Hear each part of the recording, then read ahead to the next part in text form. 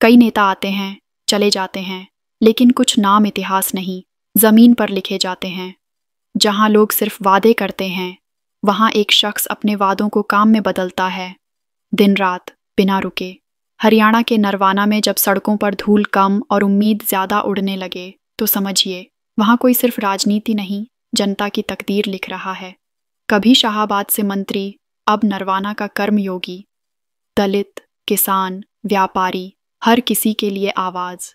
ये कहानी है एक ऐसे नेता की जो कुर्सी को सेवा का माध्यम मानता है, जिसने ठान लिया है अब नरवाना रुकेगा नहीं, नरवाना बदलेगा और सबसे आगे निकलेगा।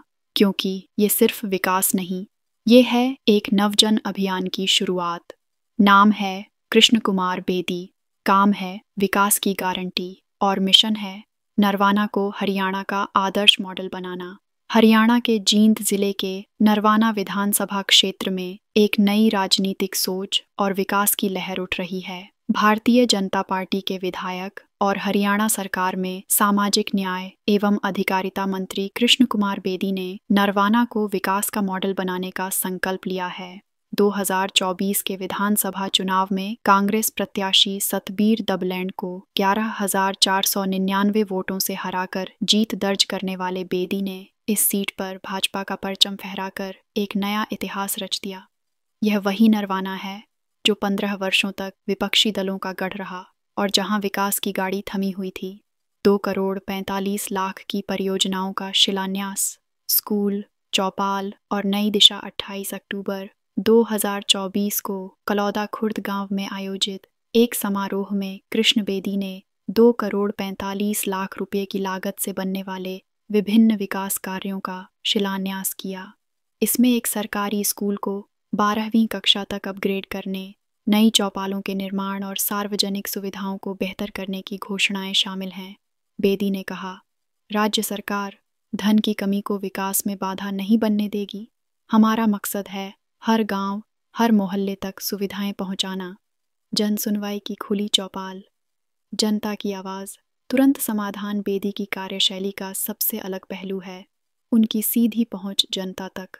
उन्होंने पीडब्ल्यूडी रेस्ट हाउस में जन सुनवाई करके आम लोगों की शिकायतें सुनी और अधिकारियों को तुरंत समाधान के निर्देश दिए। 11 अक्टूबर 2024 को नई अनाज मंडी में किसानों ने बताया कि फसलें मंडी में बिक नहीं रहीं। बेदी ने तुरंत मंडी बोर्ड से संपर्क का आश्वासन दिया।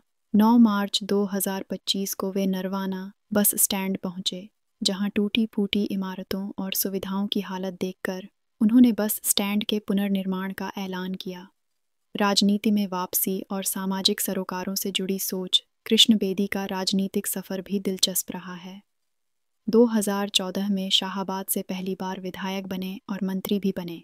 2019 में चुनाव हारने के बाद उन्होंने 2024 में नरवाना से चुनाव लड़कर न केवल वापसी की बल्कि दोबारा मंत्री पद भी प्राप्त किया। वे भाजपा के प्रमुख दलित चेहरों में से एक हैं और सामाजिक न्याय के मुद्दों पर खुलकर बात करते हैं। भिवानी की दलित छात्रा की आत्महत्या के मामले में उन्होंने कड़े शब्दों में दोषियों पर कार्रवाई की मांग उठाई थी। पत्रकारों और सहयोगियों की नज़र में वरिष्ठ पत्रकार राजीव सन्याल, जो 40 वर्षों से हरियाणा की राजनीति को कवर कर रहे हैं, लिखते हैं, नरवाना की राजनीति में यह तस्वीरें एकदम नई हैं। यह नवचेतना और नवोदय का शुभ संकेत है। इतने वर्षों के कवरेज में ऐसी संवेदनशीलता और कर्मठता एक दुर्लभ अनुभव है। बेदी के सहयोगी और मित्र रिचपाल शर्मा कहते हैं, बेदी जमीनी स्तर पर काम करने वाले नेता हैं। वे जनता के दर्द को समझते हैं और समाधान के लिए तत्पर रहते हैं। क्या नरवाना बनेगा विकास का रोल मॉडल? अब सवाल है, क्या नरवाना वास्तव में हरियाणा का विकास मॉडल बन सकता है? कृष्ण बेदी का उत्तर है, ज़रूर, अगर हम मिलकर काम करें। वे कहते हैं कि भाजपा की जन कल्याणकारी योजनाओं को अंतिम व्यक्ति तक पहुंचाना ही उनका लक्ष्य है। सबका साथ, सबका विकास का नारा अब वास्तविकता में बदलता दिख रहा है। कृष्ण कुमार बेदी सिर्फ एक मंत्री नहीं, बल्कि एक सोच, एक अभियान और नरवाना की नई आशा का नाम बन चुके हैं। जहां लोग पहले नेताओं से दूरी बनाकर चलते थे, वहीं अब गांव-गांव में यह चर्चा है, अब कोई आया है जो हमें सिर्फ सुनता नहीं, हमारे लिए कुछ करता भी है।